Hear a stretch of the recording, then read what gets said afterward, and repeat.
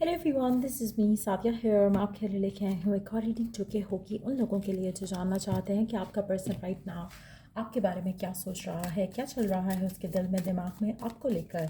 So stay tune. और reading शुरू करने से पहले रिमाइंड करवा दूँ कि ये एक जनरल रीडिंग है, सबके साथ मैच कर भी सकती है और नहीं भी।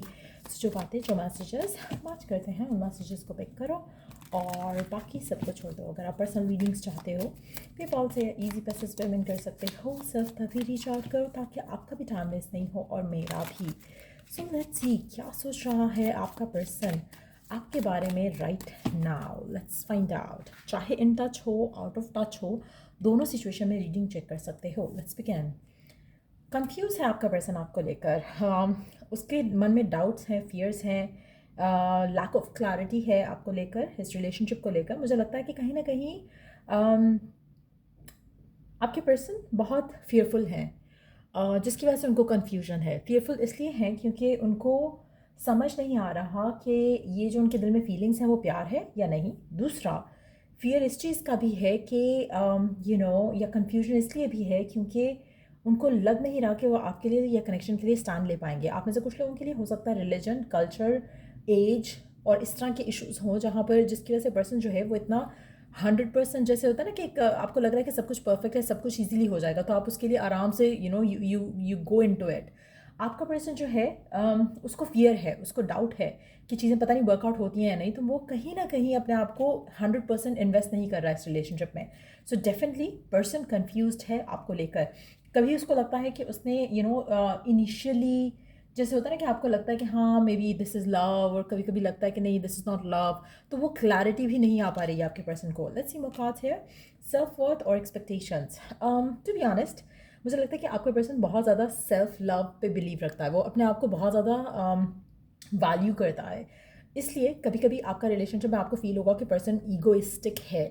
आपके पर्सन कहीं ना कहीं एक और चीज़ जो मुझे लगता है कि उनको लगता है कि आपकी अपनी कोई सेल्फ वर्थ नहीं है, क्योंकि उनकी सेल्फ वर्थ बहुत ज़्यादा है।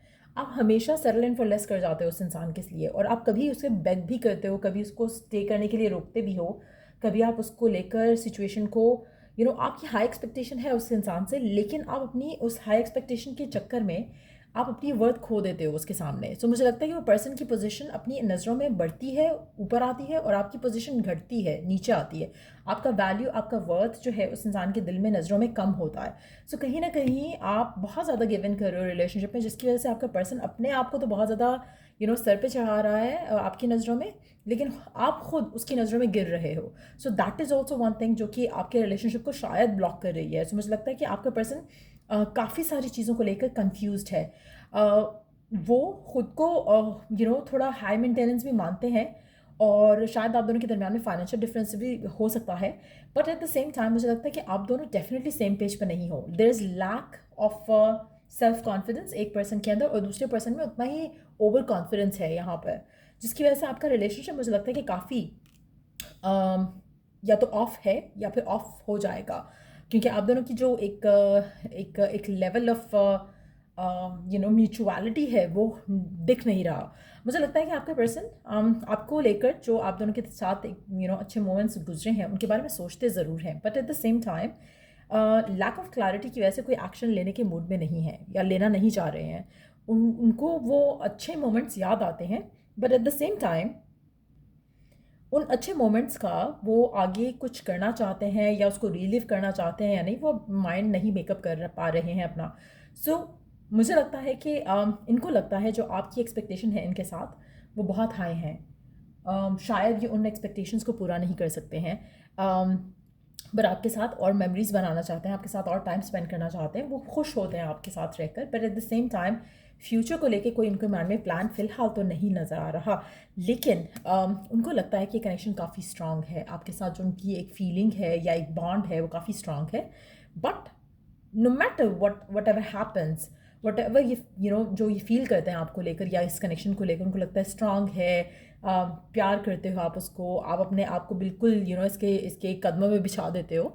पर एट द सेम टाइम ये आपके रिलेशनशिप में इसको कोई हेल्प नहीं कर रहा, ये चीज़ इसकी आपके रिलेशनशिप में इस इंसान को हेल्प नहीं कर रहा to fall in love with you. To be honest, person मुझे लगता है कि इमेच्योर है, उसको इस चीज़ की वैल्यू और वर्थ नहीं पता कि आपके साथ अगर कोई लॉयल है तो उसकी वैल्यू क्या है, अगर आपको आपको 100% डेडिकेशन कोई दे रहा है तो उसकी वैल्यू क्या है। फ़िलहाल आपके पर्सन की नज़रों में इन चीज़ों की वैल्यू नहीं है। सो कहीं ना कहीं पर्सन बहुत ज़्यादा सेल्फ सेंटर्ड है आपका, आपके बारे में जब सोचता है उसको गुड मेमोरीज याद हैं आपसे कनेक्टेड, लेकिन एट द सेम टाइम मुझे नहीं लगता कि आपका पर्सन में इतनी स्ट्रेंथ है, इतना स्ट्रांग फील करते हैं वो कि आपके लिए कोई स्टैंड ले सकें या कोई एक्शन लेना चाहे। फ़िलहाल ये अपने धुन में मस्त हैं। Another we do have the cycles completion change.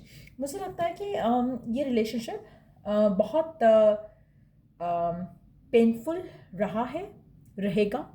बहुत ज़्यादा चेंजेस आएंगे इस रिलेशनशिप में या आ चुके हैं, और तब जाकर सिचुएशन थोड़ी क्लियर होगी। तो मुझे लगता है कि it's more of a twin flame journey जो आप और इस इंसान के दरम्यान में है। ग्रोथ डेफिनेटली होगी, ट्रांसफॉर्मेशन डेफिनेटली होगी। आप ऐसे कुछ लोग वाटर साइंस हो सकते हो। चांसेस हैं कि over the period of time जो जब पर्सन मैच्योर अप होगा, इसको वर्थ और वैल्यू रियलाइज़ होगी कमिटमेंट की, लॉयल्टी की, तो ये पर्सन आपके बारे में ज़रूर सोचेगा। फ़िलहाल मुझे ये रिलेशनशिप या ये पर्सन आपके बारे में किसी पॉजिटिव वे में सोचते हुए दिख नहीं रहा। बट ये रिलेशनशिप बहुत कुछ चेंज कर रहा है, बहुत कुछ चेंज करेगा आपके अंदर, इस इंसान के अंदर। ट्रांसफॉर्मेशनल फेज़ है आप दोनों के रिलेशनशिप का। आप ऐसे कुछ लोग साइकिल्स में हो इस इंसान के साथ, बट हर साइकिल जब ख़त्म होता है और एक नया साइकिल शुरू होता है आप दोनों के दरम्यान में, बहुत कुछ बदल चुका होता है।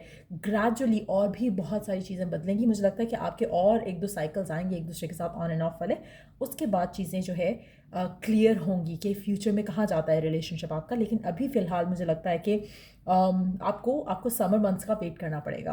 अब से ऑनवर्ड जो समर मंथ आएगा, जब भी आप ये रीडिंग देख रहे हो, समर मंथ्स में आपके रिलेशनशिप कहाँ जाता है, क्या उसका अल्टीमेट रिजल्ट निकलता है, वो निकल कर सामने आएगा।